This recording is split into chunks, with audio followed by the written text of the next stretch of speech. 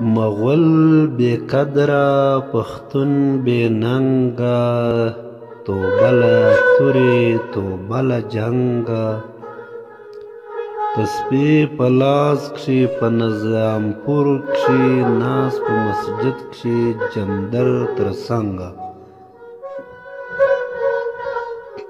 څومره دې خوا ده و ما ته ډکه چې تشوې یې په ما پلکه هم د پیرې کړه په ما تعینه هم دې مرسي کړه د مغول راکلکه